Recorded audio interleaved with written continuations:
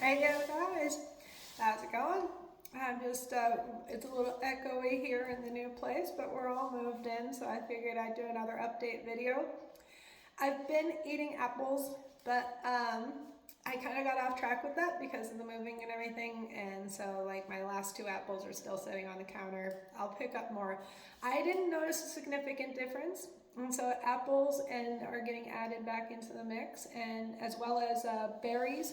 I started making homemade chia seed jam, which has been really nice. I put like just take frozen blueberries, organic ones from Costco, and I cook them with a little bit of honey, a little bit of lemon just to taste, as whatever you like.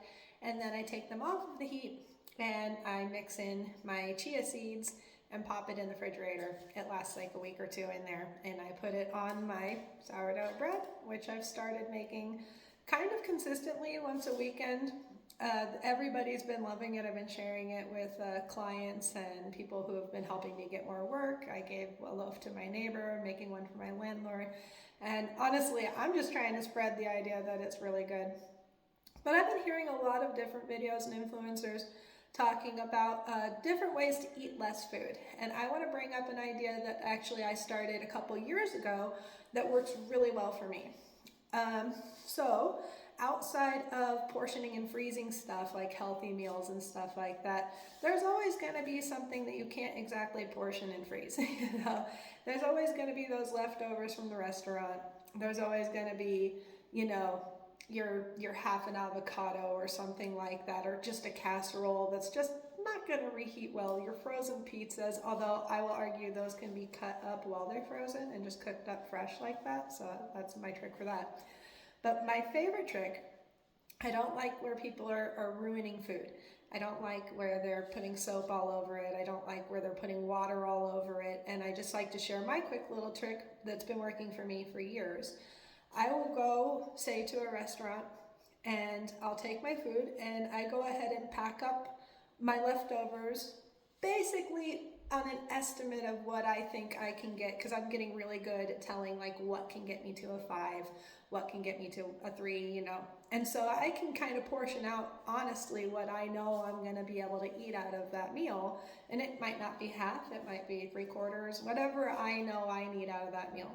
So then I make sure that I pack up the leftovers fresh and just off of the plate or just cut out of the wrapper or whatever, because my intention is when I leave the restaurant, I'm going to drive around and I'm going to find a homeless person. I'm going to feed them the other half of my meal or whatever it was that I didn't want to eat out of it.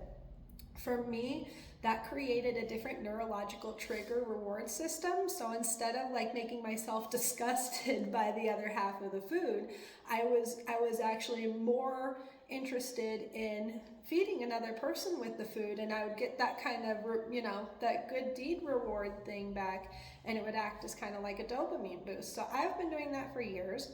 You can get those little dollar store Tupperwares, so home cooked meals doesn't have to be too expensive. They're like 30 cents a container.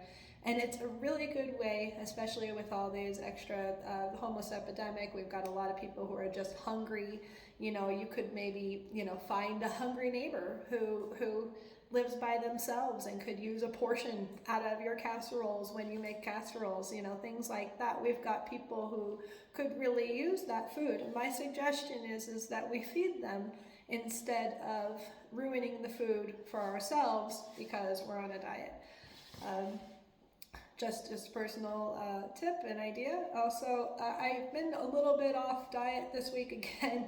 I did another Cheez-Its thing. I'm really not supposed to eat certain foods, and I went out and got a big old Costco thing of like cup of noodles. So I've been eating those like every day, and that's gotta stop. I already had to cut myself off a couple days ago of those. I think that'll be like a once a week kind of treat because I do like my cup of noodles, but not that much. And otherwise, I've just been kind of working out those portion control things. I normally make a whole entire avocado into a guacamole. This time I saved half and went ahead and put the other half in plastic wrap in the refrigerator for another time. My Trader Joe's salad is usually I eat the whole salad. but I actually ate half of that. I also poured out the seed oil just in case again and replaced that with olive oil. So I felt like that was just a little bit healthier in the salad. And just kind of focusing on those kinds of things. You know, before I eat, instead of asking myself, can I finish this and still have dinner later? Like, is there gonna be room, you know? like it's raining outside and you need help at the inn, you know? Instead, I start kind of asking myself, you know, do I need to eat this? Is this gonna work with the fact that I'm gonna have protein water before and I need to have another protein water later today, and I don't want to eat above a 5 all day long at any point. You know, I want to feel like I'm at a 1 when I eat again and stuff. So I've kind of shifted my mindset on like, can I really eat this and stay within my zones of comfort? Honestly, because overeating is not actually very comfortable for you unless you're triggering some kind of emotional response that's helping you regulate. It actually makes you feel quite uncomfortable. So I'm sort of on, I really have been able to adjust my mindset over time with these methods and stuff, and I feel like I'm in much better control of things, even when I get off track, because with my ADHD, staying on track with any routine pretty much never gonna happen. But when I can get on a routine, I catch up quickly. As long as I get back to my methods as quickly as possible, as long as I'm on routine more often than I'm off routine, I stay fairly healthy. And I try to understand that about myself and allow that ebb and flow to happen so that I'm not like giving up or being harsh on myself or just like, oh, this is never gonna work.